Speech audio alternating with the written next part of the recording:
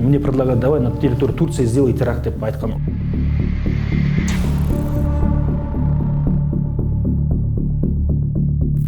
Тебе дайындап жилет, все приготовят. Давай ночные клубы, населенный пункт есть, курдтар. Чисто курды живут, поселктар. Туда заехать, расстрелять курдтар всех. Для чего? Ну, от видеообращения істейміз, типа ИГИЛдың атынан.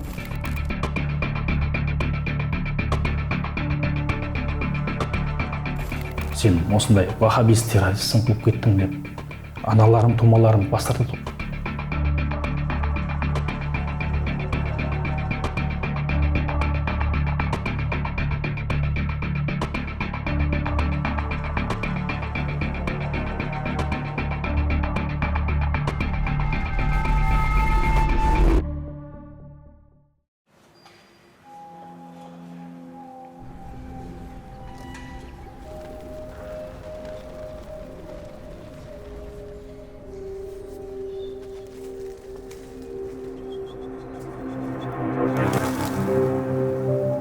Бұл қыстарда күнде дейтін өзімнен түскі асымнан қалған нандарды жинап мен күнде осылай шығып сеуіп осы күнім дейтін осында осы көгершіндерді асыраумен өтіп жатыр да. Ойлайсың енді кейде қиялдайсың ғой, құс болып осылай ұшып жүрсем ғой деп. Енді бостандығы бар, өз еркісі бар.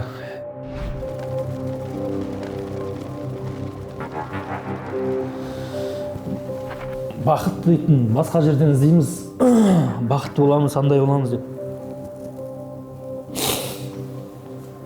Бақыт деген ата-ананың қасында, бақыт деген ол балаларының ойнап күліп жатқаны. Бақыт бүткіл қуаныштың бәрі анау зауырдың ар жақында өтіп жатыр ғой. Бүткіл өмірдің қызығы, бүткіл қуаныш, бүткіл самый такой моменттардың бәрі сонда болып жатыр ғой. Әлімжан Тұрманов Ақтөбе облысының тумасы. Мешітке барып жүріп имамдарға ұйымаған. Есесіне интернеттегі шатақ уағызшыларды тыңдап, соларға табынған. Сириядағы содырларға қосылу үшін жалған құжат жасап елден қашты. Сол әрекет үшін 8 жылға қапасқа қамалды. Діни білімімізді арттыруымыз керек деген сондай неде болды да, ұғымда, не ұғым дегенде не ниетте болды да, солай. Саид Бурятский дегендердегі сондай кісілердің нелерін лекцияларын тапсы, Абу Омар Сацителинский, Ахмед Мединский, Надыр Абу Хаулет дегендер солардың нелерін тыңдап, сол кісілердің несін тыңдап жүрді, сөйтіп жүрді да, сосын сол кісінің сондай кісілерге еліктік беттік. Видеоларды қараймыз ғой, Сирия мен Ирак туралы. Сонда көрсетіп отқаны мешітте жарып жібереді, және немесе хиджабтағы әйел адамдарды ұрып атады, немесе өлтіріп атады, кішкентай балдармен тұрады, қан несімен. Приезжайте все, шәһид боламыз дейді да, болды. Бара салып, өле салу ма, мақсат сол ма? Шәһид боламыз, исламға көмектесеміз, мұсылмандар жарты сондай суетті, мына границаға келген кезде смутаның бәрін, бүткіл нелердің фитнаның бәріне көзің ашылып атады, бәрі түсініп отасың, чөй қалай болып атқан, андай состояние болып атқанда, жапан далада алып қойған адам болады ғой. Әлеуметтік желіде Саид Бурятский, Абу Омар Сацителинский, Ахмад Мединский, Надир Абу Халид лақабатымен танылған псевдо уағызшылардың бәрі Дағыстаннан шыққан. Имарат Кавказ халықаралық террорлық ұйымының идеологиялық сүрлеуінен өтіп шыңдалған. Интернет арқылы кер тартпа, қоғамға қауіпті радикалды идеологиядан насихаттайды. Намазды күпірлік пен мұсылмандықты ажырататын өлшем деп бағамдайды. Бұлар өздерін қолдамағандарға тәкбір шығарған қылмыскерлер. Саид Бурятский, Ахмад Мединский, Надир Абу Халид лаңкестердің сапында жүріп мерт болды. Ал Абу Омар Сацителинскийге Ресей Федерациясы халықаралық іздеу жариялады. Саид Бурятскийдің дискілері, уағыздары, тарих сабақтары, көбінесе жихад туралы. Солар келіп бізге белең алып бастады сол кезде. Ол кісінің айтуы бойынша негізі хронология кестеге қарайтын болсақ, дәл сол кезге келіп тұр. Адамдардың жаппай дінге бет бұру. Арабша сөйлейтін адамдар бізге бәрі таңсық болды. Солардың бәрі қызық болды. Арабша сөйлейтін адамның барлығы не деп ойладық біз? Сапалы ақпарат береді деп ойлады барлығы. Ең бірінші себеп адамдардың діни сауатсыздығында деп білемін мен негізге. Ең бірінші үлкен себебі осы. Адамдардың діни сауатсыздығы. Екіншіден бізде көбіне мына тарихшы жігіттер айтып жатады, адамдардың өзінің түптарымен бізде кесіліп қалған ғой, енді не жоқ, байланыс жоқ, түптарымен кесіліп қалғансын, дәстүрмен, ғұрыппен байланыс болмай қалғансын деп айтып жатады. Ол да бір себеп болуы мүмкін.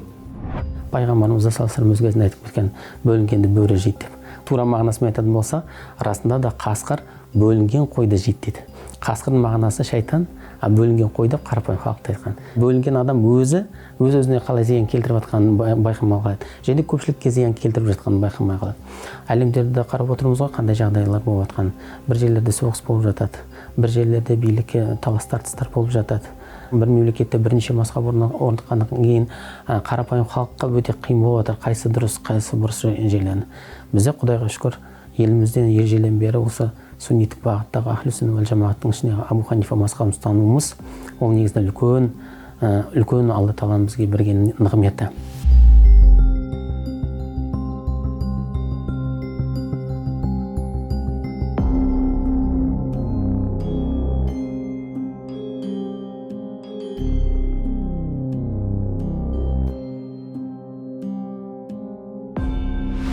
Сириядағы Аль-Каиданың не, Афғанстандағы Аль-Каиданың не, Сириядағы ИГИЛ не, Афғанстандағы ИГИЛ не бәрі бір ғой. Бәрі бір көзқараста. Бәрі бір әмірлерінің несімен, үкіммен соғысып жатқан адамдар да.